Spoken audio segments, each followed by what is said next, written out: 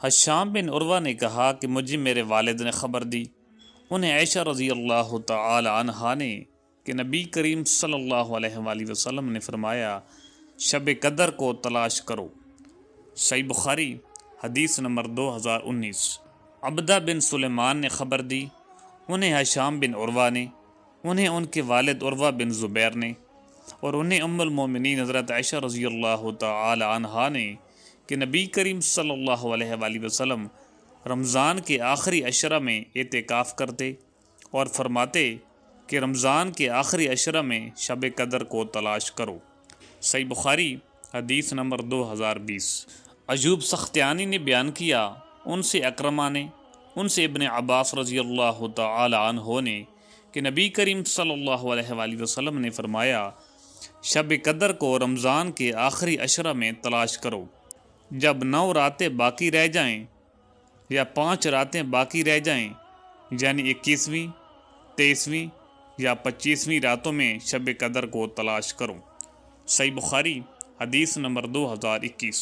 ابن عباس رضی اللہ تعالی عنہ نے بیان کیا کہ نبی کریم صلی اللہ علیہ وآلہ وسلم نے فرمایا شب قدر رمضان کے آخری عشرہ میں پڑتی ہے، جب 9 راتیں گزر جائیں یا 7 باقی رہ جائیں۔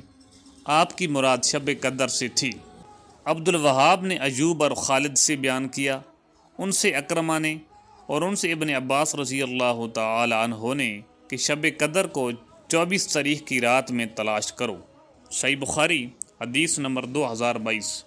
عبادہ بن صامت رضی اللہ تعالی عنہ نے بیان کیا کہ رسول اللہ صلی اللہ علیہ وآلہ وسلم ہمیں شب قدر کی خبر دینے کے لیے تشریف لا رہے تھے کہ 2 مسلمان آپس میں جھگڑا کرنے لگے، اور اس پر آپ صلی اللہ علیہ وآلہ وسلم نے فرمایا کہ میں آیا تھا کہ تمہیں شب قدر بتا دوں، لیکن فلاں اور فلاں نے آپس میں جھگڑا کر لیا، پس اس کا علم اٹھا لیا گیا، اور امید یہی ہے کہ تمہارے حق میں یہی بہتر ہوگا، پس اب تم اس کی تلاش آخری عشرہ کی 9 یا 7 یا 5 کی راتوں میں کیا کرو۔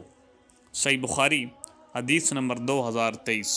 ابو یغفور نے بیان کیا، ان سے ابو زحا نے، ان سے مسروق نے، اور ان سے عائشہ رضی اللہ تعالی عنہا نے بیان کیا کہ جب رمضان کا آخری عشرہ آتا تو نبی کریم صلی اللہ علیہ وآلہ وسلم اپنا تہمت مضبوط باندھتے، یعنی اپنی کمر پوری طرح کس لیتے، اور ان راتوں میں آپ خود بھی جاگتے اور اپنے گھر والوں کو بھی جگایا کرتے تھے۔ صحیح بخاری حدیث نمبر 2024۔